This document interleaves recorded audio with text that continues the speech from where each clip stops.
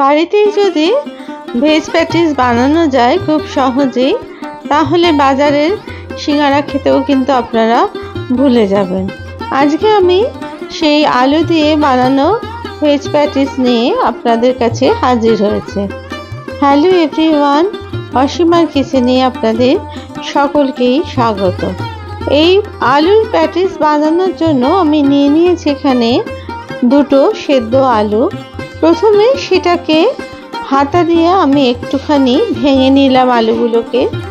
তারপরে ফ্রাইং প্যানে 2 চামচ সাদা তেল দিয়ে তার মধ্যে দিয়ে দিলাম কিছু জিরে আর দুটো মাঝারি সাইজের পেঁয়াজের কুচি। প্রথমে পেঁয়াজগুলোকে খুব ভালো করে ভেজে নিতে হবে, ততক্ষণ না একটু এর রঙটা চেঞ্জ হচ্ছে। এরপরে এর মধ্যে আমি দিয়ে দিলাম কিছু আদা কুচি আর লঙ্কা কুচি। এখানে আমি কোনো রসুনের ব্যবহার করিনি, আপনারা চাইলে এই সময় রসুনের কুচিও দিতে পারেন। এখানে আমি 2 চামচ আদার কুচি ব্যবহার করেছি আর 1 চামচ লঙ্কার কুচি ব্যবহার করেছি। দিয়ে দিলাম এর মধ্যে 1 চামচ নুন, এটা আপনারা স্বাদ মতো দেবেন। দিলাম 1/2 চামচ হলুদ, 1 চামচ জিরে গুঁড়ো, 1 চামচ ধনে গুঁড়ো আর 1 চামচ লাল লঙ্কার গুঁড়ো। লঙ্কার গুঁড়োটা আপনারা স্বাদ অনুযায়ী দেবেন। বাচ্চারা খেলে অবশ্যই এটা স্কিপও করতে পারেন। তারপরে মশলাগুলোকে খুব ভালো করে নাড়াচাড়া করে নিলাম।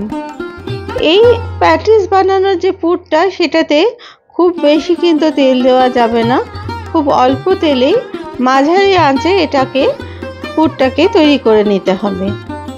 তারপরে ভাঙা আলুগুলোকে আমি এর মধ্যে দিয়ে দিলাম, দিয়ে এটাকে নাড়তে থাকলাম। আলুর সাথে আপনারা যে কোনো মটরশুঁটি বা গ্রিন ভেজিটেবলস, গাজর বা বিনস দিতে পারেন এখানে, কিন্তু আমি আজকে কোনো কিছুরই ব্যবহার করিনি।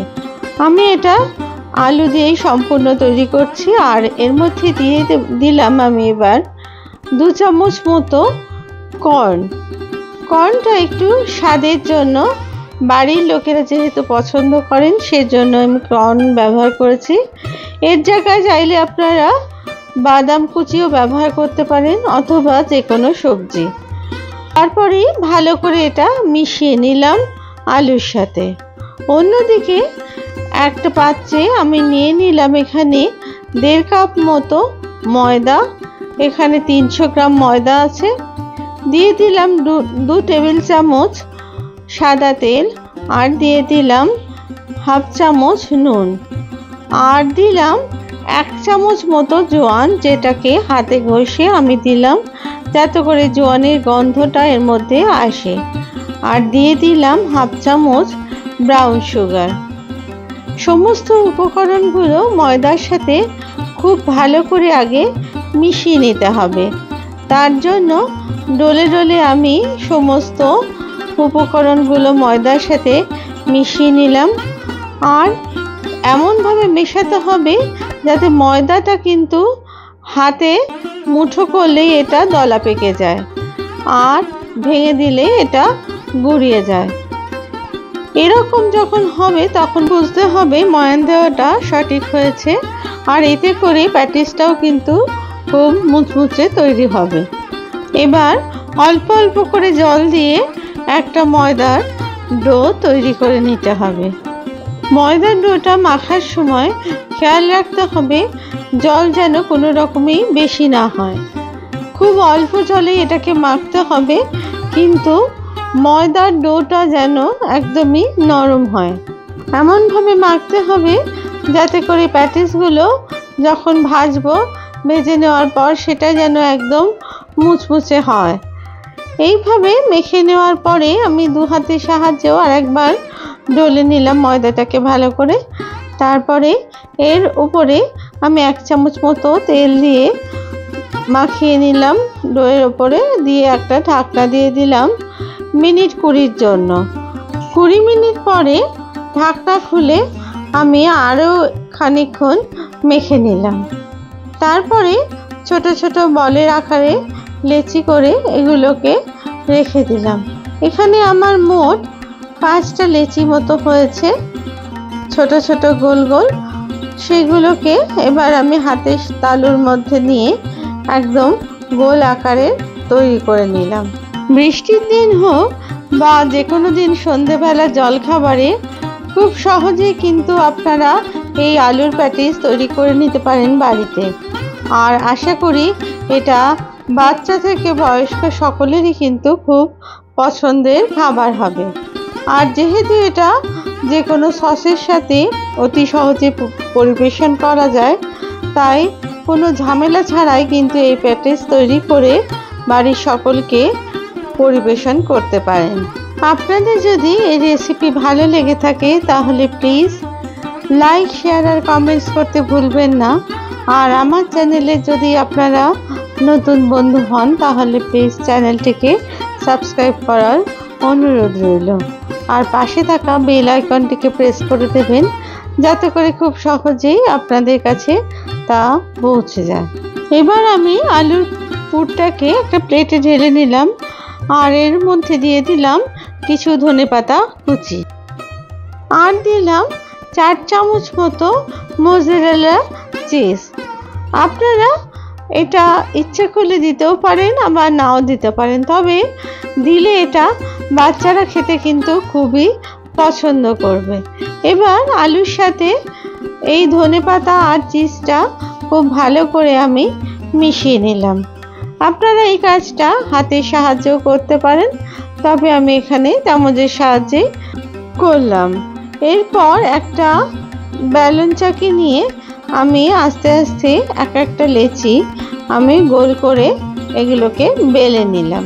দেখুন একদমই গোল করে আমি এটাকে বেলেছি, আর এটার থিকনেসটা দেখুন ঠিক এই রকম হবে। এরপর এর মধ্যে পুরের কিছু অংশ নিয়ে আমি ঠিক মাঝখান বরাবর আমি পুরটুকু দিয়ে দিলাম, আর দিলাম 1 চামচ মতো মোজারেলা চিজ। এরপর আমি আস্তে আস্তে একদিক ফোল্ড করে তারপরে অপর দিকটাও এর ওপরে দিয়ে দিলাম। অন্য দিক দুটো আমি একটু জল লাগিয়ে সেটাকে ফোল্ড করে দিলাম। এরপর আস্তে করে বেলনা দিয়ে আমি এটাকে একটুখানি বেলে নিলাম। দেখুন একদম প্যাটিস সম্পূর্ণ আমার তৈরি। আমি আর একটা করে দেখাচ্ছি। প্রথমে আমি গোল করে ময়দার ডোটাকে বেলে নিলাম, তারপরে এর মাঝখানে আমি দিয়ে দিলাম 1.5 চামচ মতো আলুর পুর, আর দিয়ে দিলাম 1 চামচ এর ওপরে মোজারেলা চিজ। সাইডের অংশগুলো জল লাগিয়ে আমি আলুর পুরের ওপর দিয়ে দিলাম। এইভাবে অন্য দিকটাও আমি তার উপরে ফোল্ড করে দিলাম। এবার বাদবাকি দুটো দিকে আমি জল লাগিয়ে সেটাকে ফোল্ড করে নিলাম, যাতে করে এটা চেপে বসে যায়। আর বেলনা দিয়ে আমি প্যাটিসটাকে একটু বেলে একদম চেপে তৈরি করে নিলাম। দেখুন কত সুন্দর প্যাটিস তৈরি হয়ে গেল। এবার একটা ফ্রাইং প্যানে তেল দিয়ে তেলটা হালকা গরম হলে তার মধ্যে আমি দিয়ে দিলাম প্যাটিস দুটোকে। এরপর তেলের কিছু অংশ নিয়ে আমি ওপরে ছড়াতে থাকলাম। স্প্যাচুলার সাহায্যে ভালো করে হচ্ছিল না বলে আমি চামচের সাহায্যে তারপরে গরম তেল দিতে থাকলাম। তারপরে অন্য দিকটা উল্টে দিলাম, যাতে করে অন্য দিকটাও খুব ভালো করে ভাজা হয়। এইভাবে দুটো দিকই আমি হালকা আছে বা লো ফ্লেমে এটাকে না ভাজলে এটা কিন্তু মুচমুচে হবে না, ভেতর থেকে কিন্তু ময়দাটা কাঁচা থেকে যাওয়ার সম্ভাবনা থাকবে। এই একইভাবে আমি অন্য যে 3টে আমার প্যাটিস ছিল সেগুলোকেও একই রকমভাবে আমি কিন্তু ভেজে নিলাম। যতক্ষণ না ব্রাউন কালার হচ্ছে ততক্ষণ কিন্তু এটাকে ভাজতে হবে, আর এটা লো টু মিডিয়াম ফ্লেমেই ভাজতে হবে। তারপরে একে একে প্যাটিসগুলো আমি একটা প্লেটে পরিবেশন করলাম। আমার খাস্তা মুচমুচে প্যাটিস কিন্তু তৈরি। এরপর আমি এটাকে টমেটো সস আর চিলি সসের সাথে পরিবেশন করলাম। দেখুন কত সুন্দর মুচমুচে এই প্যাটিস তৈরি হয়েছে।